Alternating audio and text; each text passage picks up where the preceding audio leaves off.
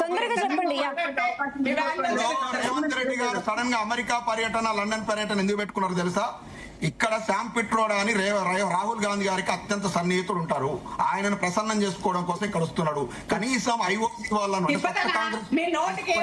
ఒక్క నిమిషం అండి, ఒక్క నిమిషం ఇందిరా చెప్పండి. శామ్ పిట్రోడా గారిని కలిసి మధ్యనాడు కోసం వస్తున్నాడు. నవంబర్ పోతున్నారు. కాంగ్రెస్ పార్టీలో ఉత్తమ్ కుమార్ రెడ్డి గారిని ముఖ్యమంత్రి చేయబోతున్నారు. ఓకే తిరుపతి గారు, శరత్ సార్ చెప్పండి. ఈ గొంతులన్నింటినీ కాంగ్రెస్ పార్టీ. ఓకే తిరుపతి గారు, ఓకే అది నెక్స్ట్ టాపిక్ లో డిస్కస్ చేద్దాం. నెక్స్ట్ సీఎం ఉత్తమ్ కుమార్ గురించి ఇప్పుడు వదిలేయండి. ఓకే, ఈ గొంతులన్నీ ఎందుకు లేస్తున్నాయంటే కాంగ్రెస్ పార్టీ అధిష్టానం లేదు. ఎస్ ప్లీజ్ కంటిన్యూ శరత్ గారు. ముఖ్యమంత్రిని తిరుపతి గారు ప్లీజ్.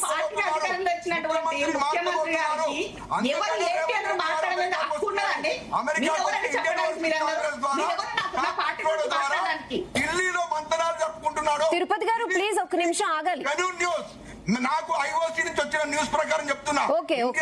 కాంగ్రెస్ నుంచి వచ్చిన న్యూస్ ప్రకారం చెప్తున్నా. రేవంత్ రెడ్డిని మార్చి ఉత్తమ్ కుమార్ రెడ్డిని ముఖ్యమంత్రి నవంబర్ లో చేయబోతున్నారు. అది కనెక్ట్ చేసుకోవడం కోసమే ఇప్పుడు అమెరికాకు వస్తున్నారు.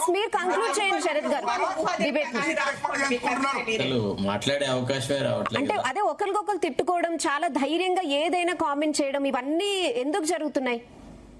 ఒకటమ్మా, ఇప్పుడు ఎట్లుందంటే కాంగ్రెస్ పరిస్థితి చాలా ఘోరం, అంటే ఘోరంగా వాళ్ళల్లో క్రమశిక్షణ రాహిత్యం అనేది ఉంది.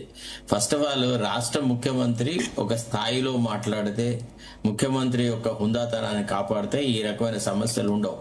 గతంలో నేను చాలా మంది ముఖ్యమంత్రులు చూసినాను, యాజ్ జర్నలిస్ట్ గా చూసినాను, ఫ్రెండ్లీగా చూసినాను. We come from political family.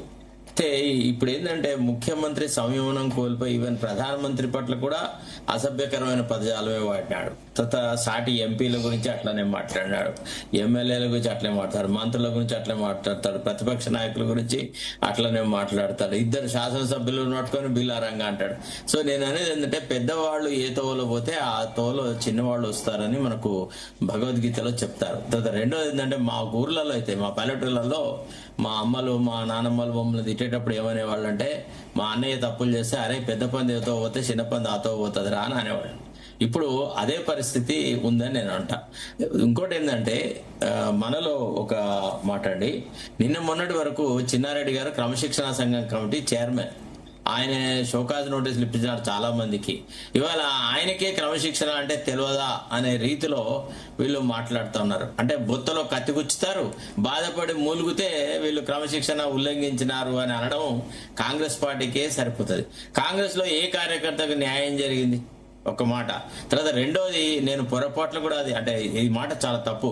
ఏది రేవంత్ రెడ్డి ముఖం చూసే కాంగ్రెస్ లో ఓట్లు వేసినారు అనేది పచ్చి అబద్ధం. సోనియా గాంధీని చూసి ఓటు వేసినారు, రాహుల్ గాంధీని చూసి ఓటు వేసినారు, ప్రియాంక గాంధీని చూసి ఓటు వేసినారు.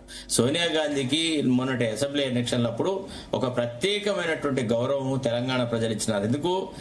తన పార్టీ ఆంధ్రప్రదేశ్ లో నష్టమైందని తెలిసి కూడా ప్రజలకు ఇచ్చిన వాగ్దానం మేరకు విద్యార్థి యువకులు చచ్చిపోవద్దు అనేటువంటి దాంతో పట్టుదలగా ఆమె తెలంగాణ రాష్ట్రం ఇచ్చింది అని చెప్పి ఆమె పట్ల వ్యక్తిగతమైన ప్రేమానురాగాలు చూపెట్టినారు.